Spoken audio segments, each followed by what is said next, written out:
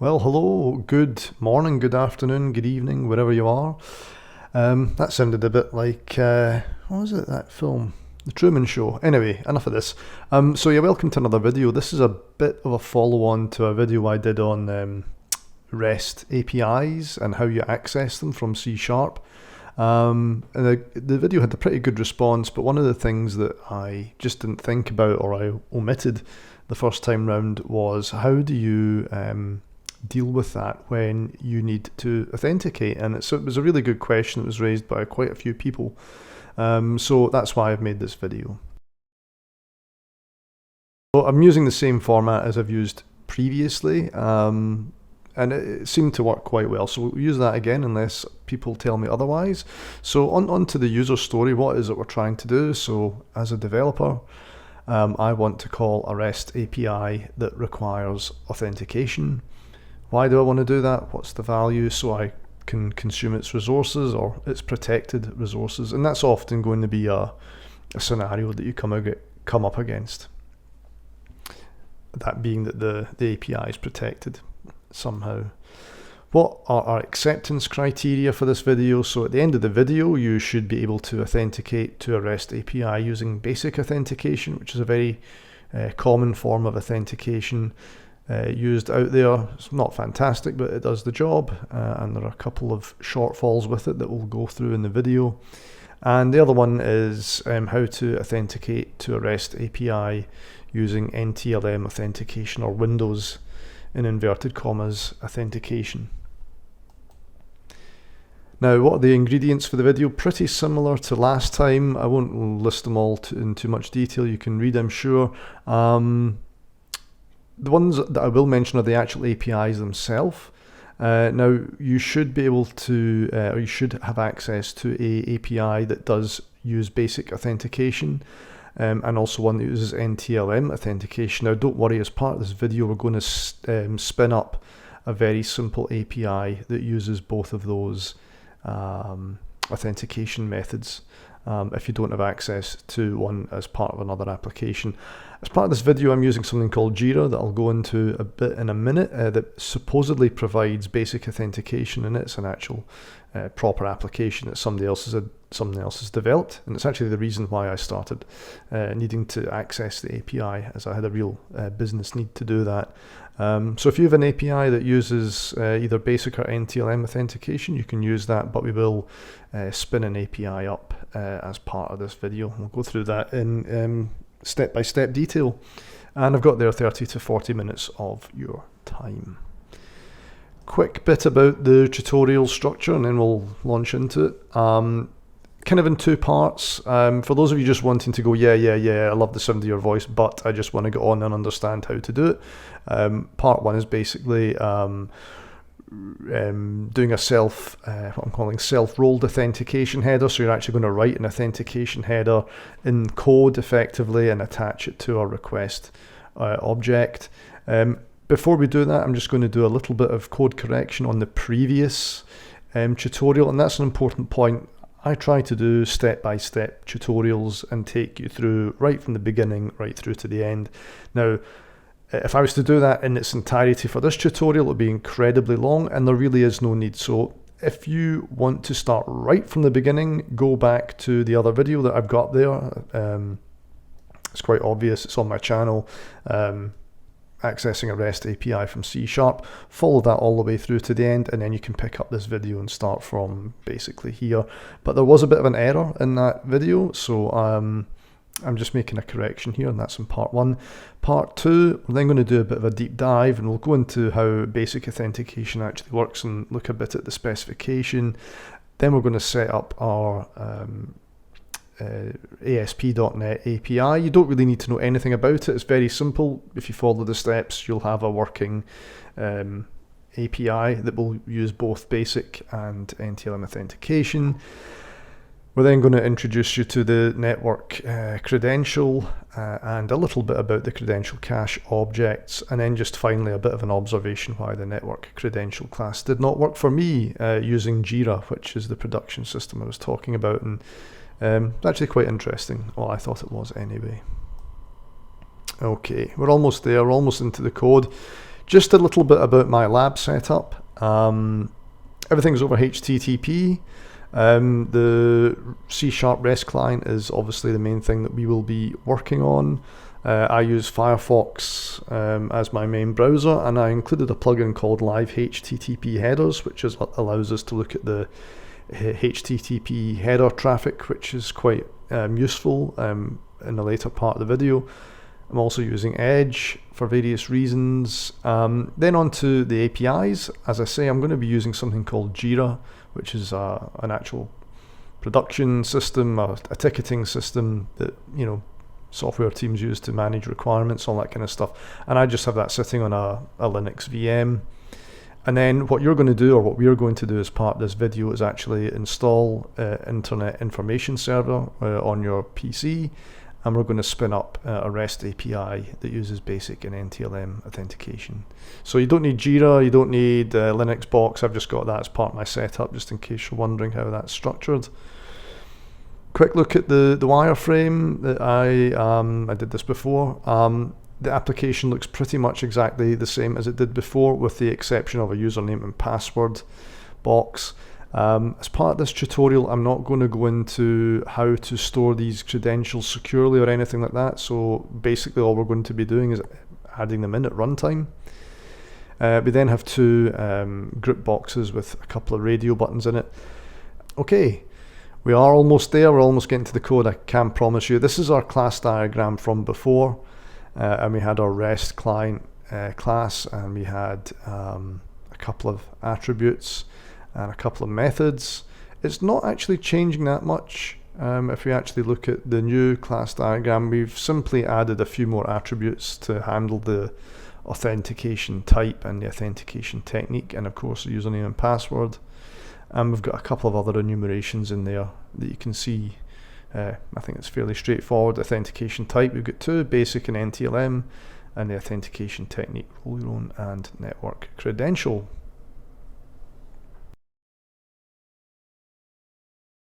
Okay, so before we delve into the main part of this tutorial, I just want to correct a bit of an error with the last tutorial's code. Now basically I found out it doesn't really trap errors particularly well, or catch exceptions particularly well, which is really important for this tutorial, because things like authentication require the correct trapping of exceptions. In this instance, say a 401 authorization authentication required exception in inverted commas. So let me just put in a bit of garbage here in the client from last time, and as you can see here, the code doesn't really handle that very well at all. Okay, so we're just going to tidy that up. Now I'm using a using statement here, and I'm going to change it to a try catch finally block, and in the catch clause we're going to basically trap the exception, and we can do things with it if we so wish. In this instance I'm just going to basically write back a JSON string with the error code. Just to give you a bit of overview of what the change is really about. If you look at the using statement definition, it's basically a try finally block. That's all the using statement is, and effectively if you're doing it the way I'm going to do it now, using a try catch finally block, in the finally clause you basically got to dispose of any objects that you created. If you use a using statement, it does all that for you automatically, but because I'm going to introduce catch, I need to add a finally clause manually and dispose of the request object. So I'm just doing that now, and you'll have to watch me typing or cutting and pasting code, but again, that's kind of how I want to do my tutorials, do it in painful detail. Of course, if you want to fast forward, you can, being YouTube, which is wonderful. Okay, so I'm just catching an exception here, and as I say, all we're really going to do at this stage is just write back a string, and I'm just I'll only do this once in this tutorial. I'm just going to paste in a bit of code there. It's really just because JSON formatted strings can be a bit fiddly, and I didn't want to kind of waste time on doing that, so I had that in a notepad. And then, as I say, here's the finally clause where I have to actually manually check and dispose of any objects that we created, which would be taken care of automatically had you retained the use of the using statement. So I hope that's clear, and that's really us just tidying up a bit of a throwback from the last tutorial. Okay, I think we are done. I'll get rid of that, we don't need that. Okay, let's run it and see what happens. Oh, we got an error. What did I miss? A prize for the first person who can see. Ah, there we go. I just missed a semicolon. Okay, let's try again. So we'll try again. Yep, works when everything's cool. Now, if we just put in a bit of garbage, let's see what happens. Get rid of that. Yep, there we go. So it's caught the error and it's just responding back. Okay, so we're going to set up our forms user interface as per the wireframe, or the mock that we, well, wireframe, not a mock, that we did. Now this is going to be a bit painful if you're going to watch me do this in its entirety, but some of you might find it quite hypnotic. Others of you will probably just find it quite infuriating, but again, in the spirit of how I like to do things, I'm going to do it in painful detail. So first of all, let me see, what should we do? Yeah, we're going to add in a couple of important things, which is a text box for username and a text box for password. Now what I'm not going to do as part of this tutorial is actually go through how you would store those credentials securely, which you may want to do, but for the purposes of this tutorial we're just going to supply them at runtime in our text boxes. Now I'm also doing a couple of group boxes, which, you know, again, I'm just following the wireframe that I did, but I think as we progress through the tutorial we'll probably actually only end up using one of the group boxes and the two radio buttons that lie within them, and you'll see what I mean when we come on to doing that. So let me just update the properties of the text boxes. Again, you can obviously give it any name you like. One thing I will say is the code is all up on the website binarythistle.com. I think I'll probably flash up, there we go, the URL on the screen there. So yeah, again, the code is all there, and possibly if you're following the tutorial, you should, you know, it might be easier just to give the text boxes the same name that I'm giving them, or maybe not. It's up to you. Okay, I'm not sure if I'm happy with how that. Yeah, let's move this over here. I think our URL box is a bit too small. I like, the good thing about Visual Studio is it allows you to kind of snap things into place, and I'm quite particular, as you can see, about making sure everything is the same size, even in a silly application such as this.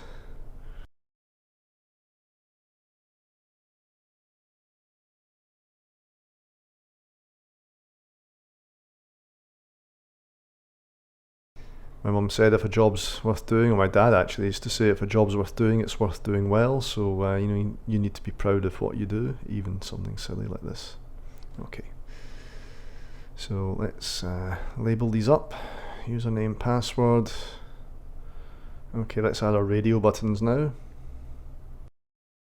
So you can see, you know, I've got two group boxes, one representing the authentication type, of which we'll be covering two in this tutorial: basic authentication, which is widely used, and NTLM, or Windows Forms type authentication. There's no real reason why I chose those two. I mean, I suppose basic authentication is pretty common, and the API that I actually need to use claims to use basic authentication, and NTLM is also quite prevalent, especially if you work in a corporate Windows environment. It's quite a useful one to use. There are other ones, and I just couldn't cover them all in this video. And then the other group box is the technique. So I'm calling the first technique roll your own, which is basically we'll add a header to our request object manually and construct it manually. calling that role your own. And the second technique is the NetworkCredential class, which is provided by the .NET framework, and it's arguably more clever.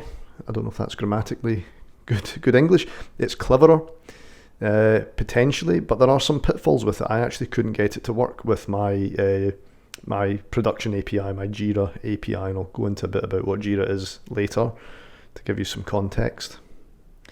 But this is really about our UI at the moment, and the idea is that you select the right radio button and set of radio buttons to drive, how you want the client to authenticate. Not rocket science in terms of a UI. I don't think Apple are going to be poaching me anytime soon. I think Johnny Ive's job is quite safe. Okay, that all works. Yep, cool. Yep, password is obliqued.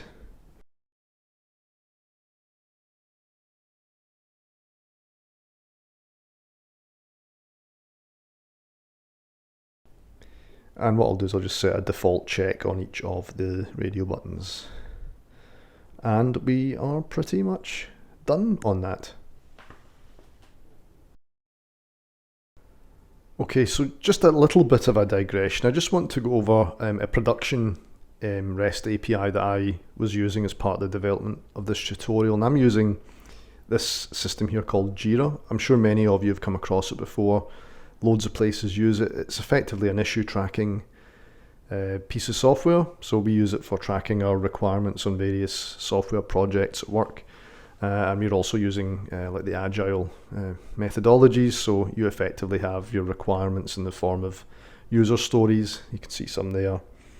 And they run through an agile wall, typically. There's a Kanban wall there. So very simple kind of statuses. So you have stuff in your backlog, stuff you want to do, stuff that you have selected that you're definitely going to develop, stuff in progress and stuff that's done, and you just move your requirements through the wall depending on their state. That's basically it. I actually use it for tracking and storing what videos I'm going to do next. So again, yeah, there's a Kanban wall. You just, as I say, you move your various things through the wall depending on the state. And Atlassian, the company that make Jira, of which I have no affiliation, provide a REST API. There you can see it returns just back a big blob of JSON that contains the details of that particular story card. And we actually needed to harvest that data and pull it into a reporting repository, which is why I kind of got into this in the first place. I'm just using this online JSON editor just to kind of look at the JSON that's returned. And we kind of parsed that and popped it into a database and did all sorts of stuff with it, just to see how we're tracking and all that kind of thing. So that's Jira. I'll just log out, and if you then try to access the API again, I'll just paste in the URL, you get an access denied. Now, they provide a number of authentication mechanisms. The first one, and the only one I'm going to use in this tutorial with regards to Jira, is basic authentication. And you can see here, just testing it in our client, it returns a 401. That's all cool. So we're going to implement a self-rolled authentication header to authenticate to this Jira API, and we're also going to use that later in an API that we spin up. One thing I'll say, if you're using a production API and if you're using Jira or whatever, please read the documentation that they provide, because honestly, there are some really, believe it or not, there are some really important things in the documentation that will save you a lot of pain. And I actually had a lot of pain with the Jira API when it came to using the NetworkCredential class. The reason being, and I'm just highlighting here, that they don't really implement basic authentication as it's supposed to be implemented. Anyway, we'll come on to that later. So yes, here we are. We're going to actually start coding our self-rolled authentication header. We're going to authenticate against the Jira REST API using basic authentication.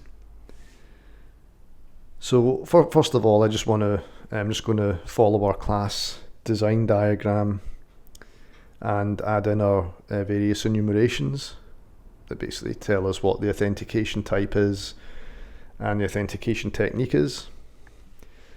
It's possibly a bit of overkill for something of this nature, but But look, I find it helps illustrate the point and drum it home a bit, and it doesn't really take that long, possibly with the exception of somebody like myself who isn't a particularly fast typer. But if you're going to use this going forward in your own projects, I think it's a good idea to put something like that in, because it sets you up and just makes life a bit easier down the track. So we'll just update our attributes now, again as per our class diagram. And again, I won't keep saying it, but the code is up on the website.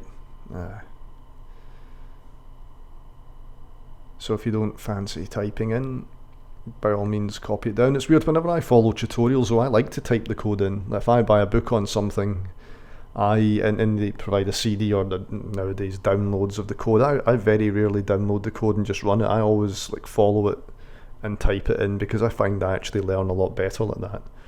And you'll inevitably make mistakes, and sometimes, and a lot of the times, you'll actually find errors in the code of the book. I found that a few times. Hopefully there'll be no errors in this code. It's 100% perfect guaranteed, I say with my tongue planted firmly in my cheek. Okay, so now on to the really interesting stuff. And we're basically going to construct a string and then add it to our request header attribute, and you'll see that in a bit. So let's just start to create a string, and we'll just call it something like auth header. Now this next bit is a bit verbose. I'm just going to type it in, follow along, but we'll delve into basic authentication a bit in a bit more detail later in the tutorial. But effectively, you've got to convert the username and password to a base 64 string using ASCII encoding. Okay, which is basically just what we're doing here. And the basic authentication specification goes into this, and I've got references to that on the blog and later in the video as well. So it's important that the username and password are delineated by a semicolon. Again, we're using base 64 conversion, and we're using ASCII encoding. And I'll flip back to the Jira API documentation, which is, it will show you kind of what that will produce.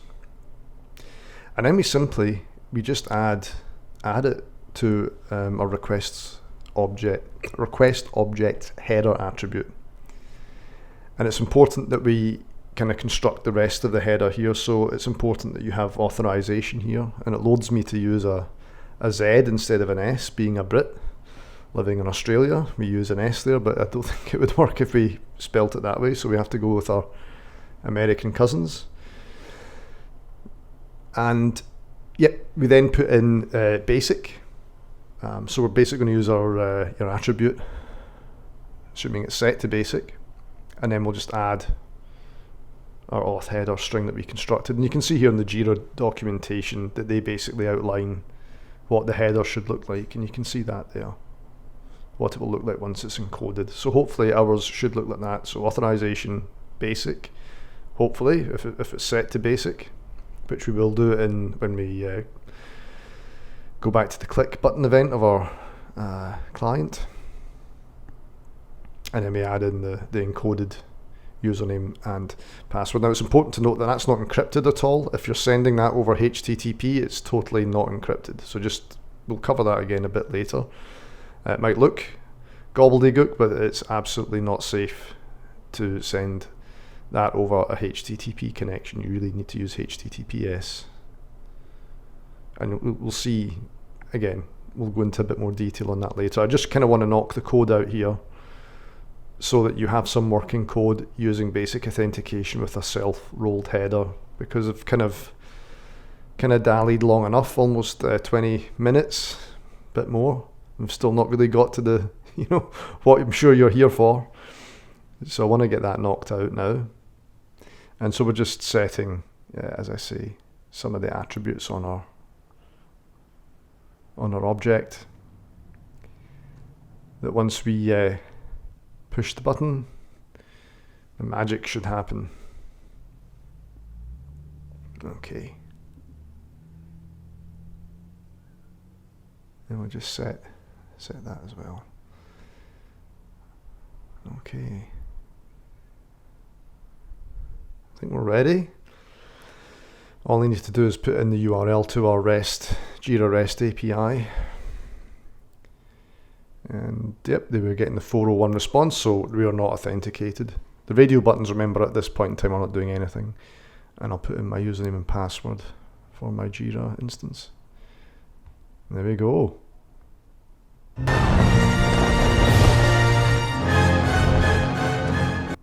A bit of humour there. Yeah, so it returns back the JSON payload from Jira using basic authentication.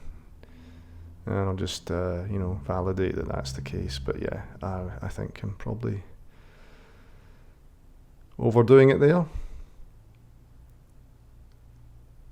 And we'll just clear that out. We'll do another one. There we go. So our client is now using basic authentication using a header that we've effectively constructed ourselves.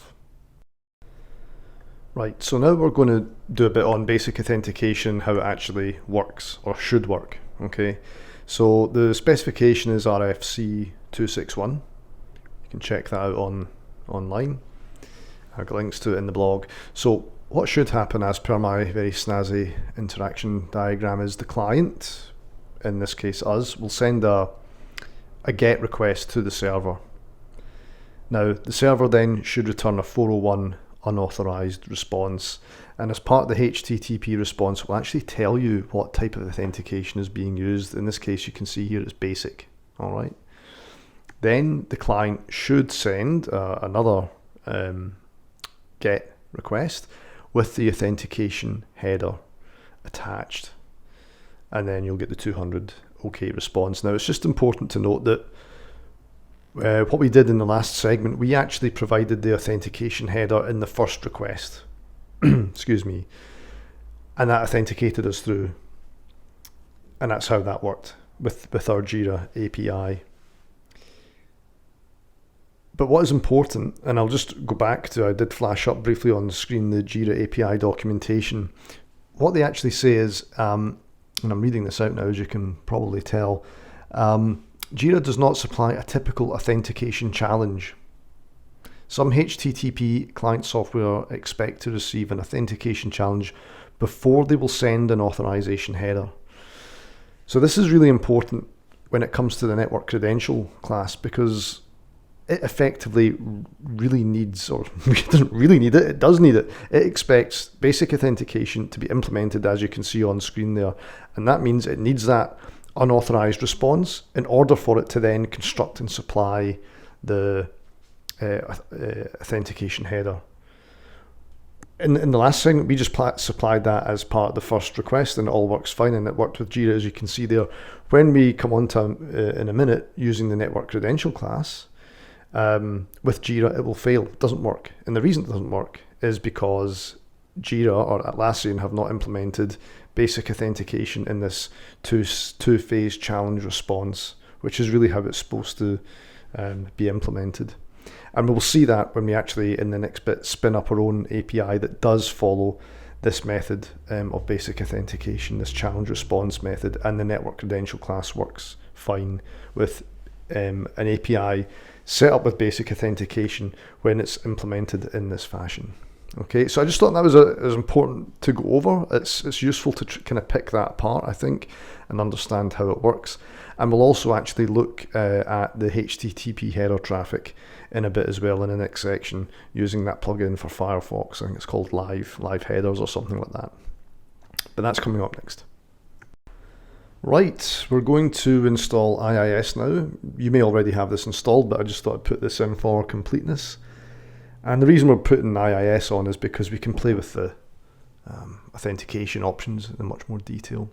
So control panel, programs, turn on Windows features, Internet Information Services, And you just check the stuff that you actually want, obviously. So programmability and security, and make sure the authentication types that you want are selected. Click OK, and that should go away and install IIS. And you can check the install by just going to localhost, as we'll do now. Cool.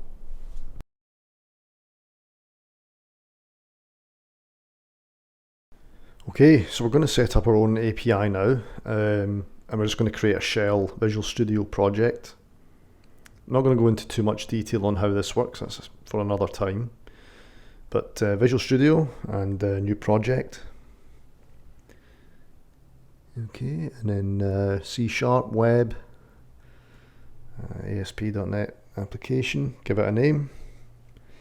Nothing too strenuous just yet. And then select Web API as a default project, and MVC selected there. And then just change the authentication type to Windows for now. Don't worry too much about that, but just provide that for the moment.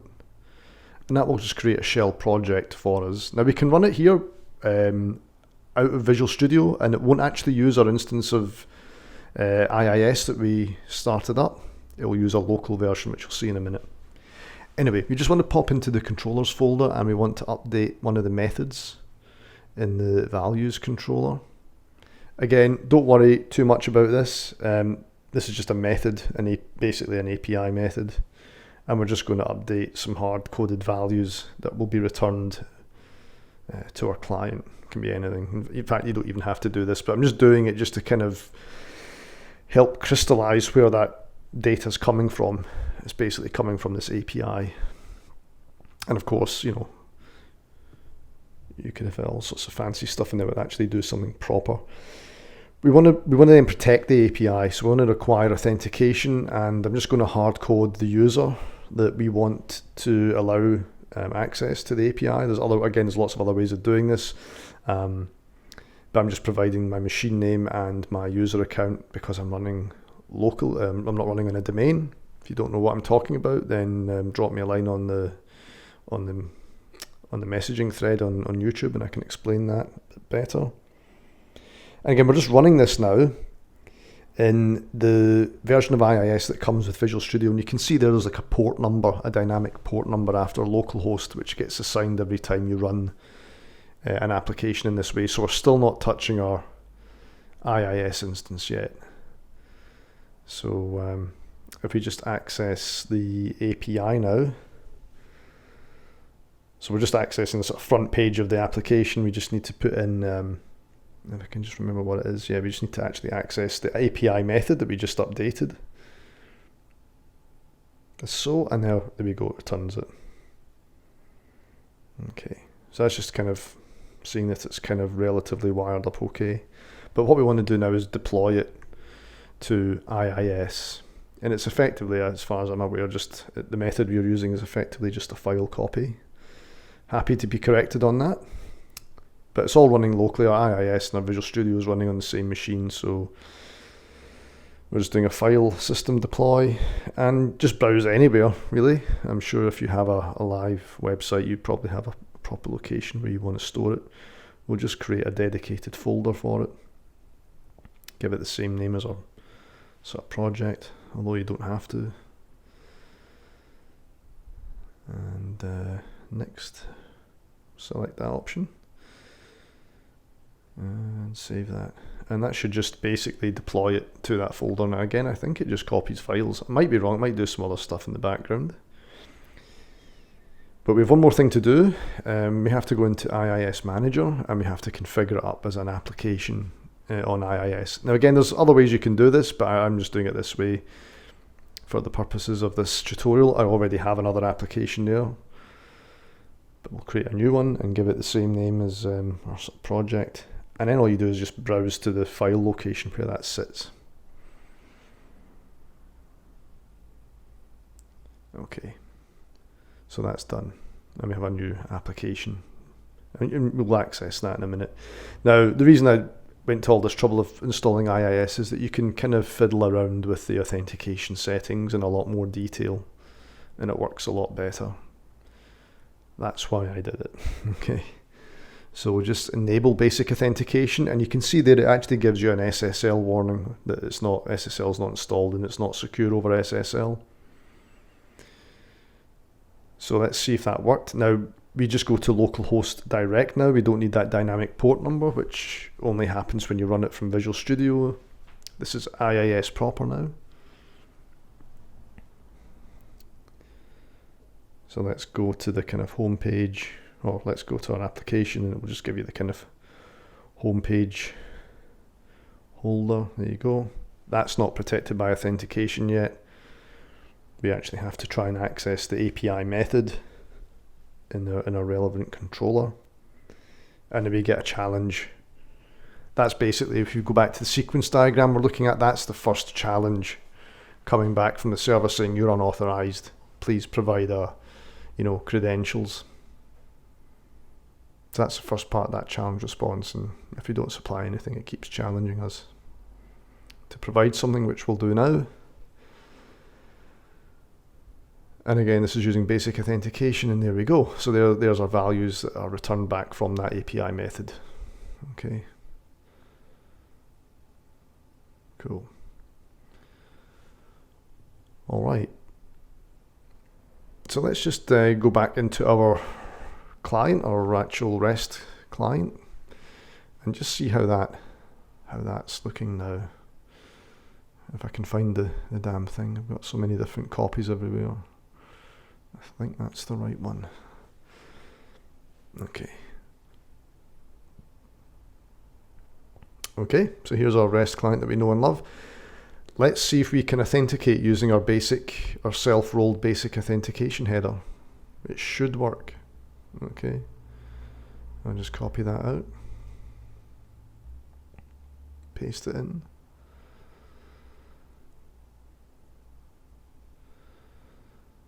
Okay, cool. So we're getting 401 because we're not actually supplying any credentials. So let's supply them now.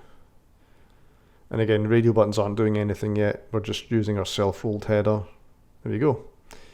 So that works. So basic authentication, self-rolled, as with our previous example with Jira, works fine.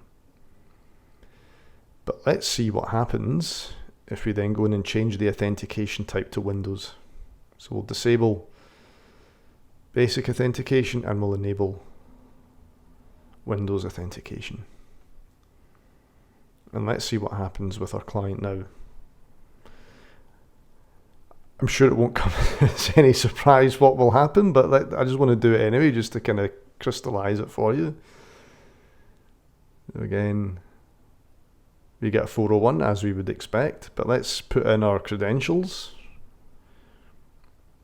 Now bear in mind, our API is now using Windows authentication. We're still getting a 401 because our self-rolled header, I'll just double check the password. Our self-rolled header is constructing a basic authentication header. So let's just switch back just to labor the point. And yeah, it works. So I didn't even change the credentials, I just changed the authentication type and it works, okay? So that's the next section. I'm going to solve that problem.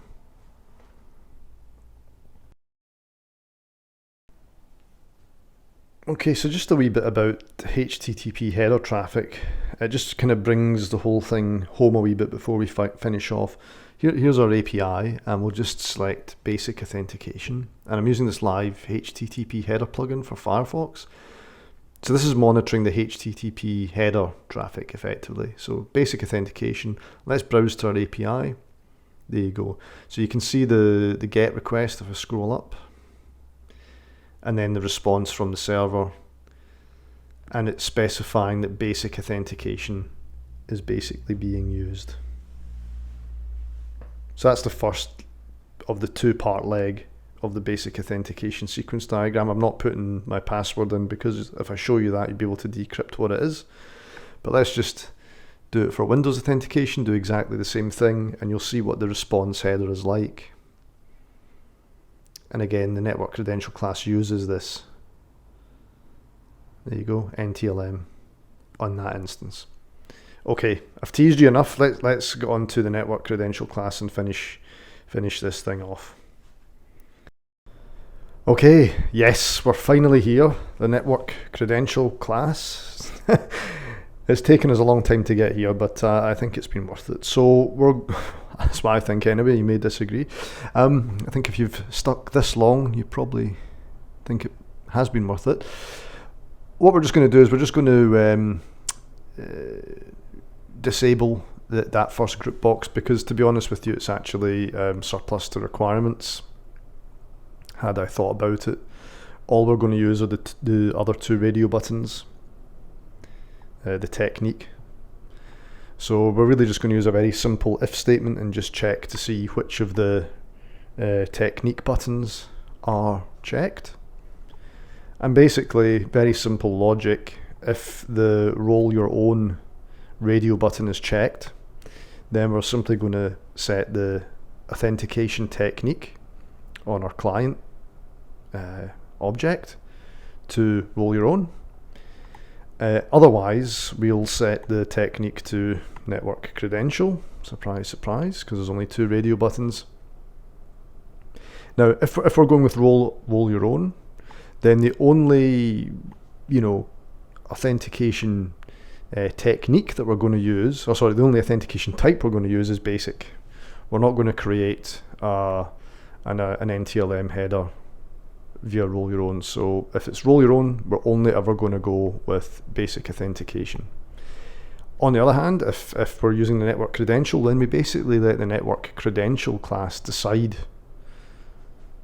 what type of authentication is going to be used. That's the whole clever point of it. It will actually be able to detect, assuming the API is set up as per the correct specification. So as you may recall in our interaction diagram, the original challenge, the original request to a basic authentication API will return a 401 response, and will actually have the authentication type in there, be it basic or NTLM, and then the network credential class uses that to then construct a header as it sees fit. So that's all this logic is. It's a bit long-winded, but I'm sure you can follow that, what I've put on the screen there. So yeah, just we can get rid of this now. Yep. So hopefully that makes sense. The code's very straightforward. Now we'll just jump over to our actual class and we'll make a few changes here.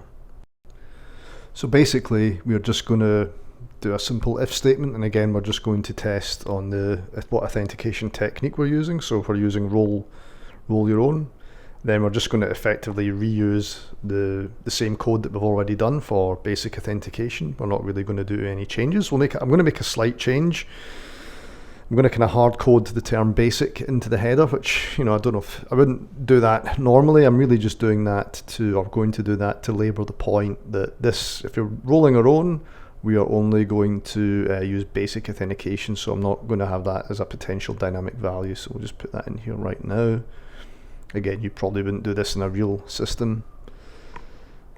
Just to labour the point, and I'll just put in a bit of commentary there. So again, the auth type will always be basic in this tutorial anyway. Maybe that's a bit of homework for yourself if you're interested in constructing a header string for NTLM authentication or something else, some other type of authentication. You can investigate that. Otherwise, we are going to assume, because we've only got two techniques, we'll be using the network credential, and here we are. Here's the network credential class now, and you can just see there basically what it does. And interestingly, the constructor I'm using, we just basically pass in the username and the password. We don't even tell it, what type of authentication is being used. It works that out for itself. Now, when we come onto the credential cache in a wee bit, and I'm not going to do too much on it, you can actually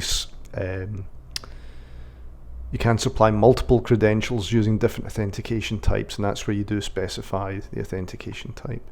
But all we do is we just add the network credential to the request object's credentials attribute. That's it.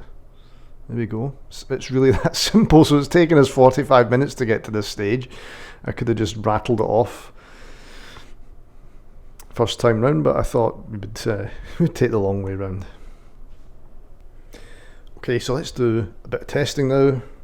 We're in the final furlong. So here's our API that we spun up, and it's currently configured with basic authentication. So if I just find the URL, I've got about 100 in a notepad to the left of the screen there. Let me just paste it in, should I say. And that gives us a 401 because we've not supplied a username and password, so let's do that now. And I've seen this working before, so it should work fine. If it doesn't work, if we've done something dreadfully wrong. There we go, it works, cool. So let's switch our technique to NetworkCredential, the stuff we've just done. Leave the username and password as is. NetworkCredential class. And it works. So it's basically identified that it's a basic authentication scheme and it's authenticated for us. It's pretty cool. So let's go and configure our API for Windows authentication this time. Now, if you remember, our role your own header did not work. Indeed it doesn't, gives us a 401. Let's switch over. And we have success. So again, NetworkCredential class is very cool. It can determine if the API authentication scheme is implemented correctly, you know, how to construct the appropriate headers. It's very cool. Let's just switch back to the Jira API that I had been talking a lot about in this video. And if you recall, it worked okay with our basic authentication header that we supplied, but I was saying it didn't work with NetworkCredential class. And then I actually read the documentation and understood why it wasn't working. I'll just change the username and password because it's Jira uses its own local data. Well, my instance uses its own local database. So NetworkCredential class, there you go, doesn't work, 401. But hopefully our basic stuff will work as before. Yep, it does. So, you know, you can imagine my kind of puzzlement when I couldn't get that to work, and then that's why I spun up my own APIs to test it, and I uncovered the fact that I should actually read stuff. A bit of a final bit here on the website, please take a look. A bit on the credential cache, and I was going to do a bit on that, coding and so on and so forth. I decided against it because having done what we've done so far, the MSDN documentation is very easy to follow. Credential cache just allows you to add multiple credentials and then basically attach it to your request object in the same way that we did for NetworkCredential. You can see there we're creating multiple credential types against different authentication schemes, and you can add as many as you like, and yeah, it will allow you then to authenticate through if one doesn't work. And you can have slightly different endpoints and all that kind of stuff. But the documentation there is pretty easy to follow, so if you've come this far, you should be able to follow it, no problem at all. Okay, so that brings us to the end of the video. I've just put a picture of the website up there, please take a look. It has all the code and again step-by-step instructions, effectively what you've seen in the video. I think it's pretty much in the same order. Now, I appreciate I do take a long time to get to the point, but that's kind of how I'm targeting these videos, because I find sometimes, even though I'm a relatively seasoned developer, although it's not actually part of my core job title anymore, I still find when I'm trying to follow some tutorials online that they assume so much knowledge and they go so fast that they're not that great. So I do take a long time to explain it, but hopefully that's a benefit to you. That's kind of how I like to see tutorials. If you have any feedback, positive, and I won't say negative, but I'll say constructive, please leave it in the comments thread below the video. I'm really, really keen to get as much feedback as I can. Now, positive stuff is great. That's always a nice boost to the ego. I'm actually more interested in sort of constructive comments or suggestions for new videos, or how I can improve or how I can do things differently, because it just means I can target the content to you guys more appropriately, and hopefully build a bigger audience base, and you know, I can quit my job and just make loads of money from YouTube. That would be nice, wouldn't it? Anyway, I'm going to shut up now, and thank you again for watching, and hopefully I'll have my next video up relatively soon. Thanks again for watching.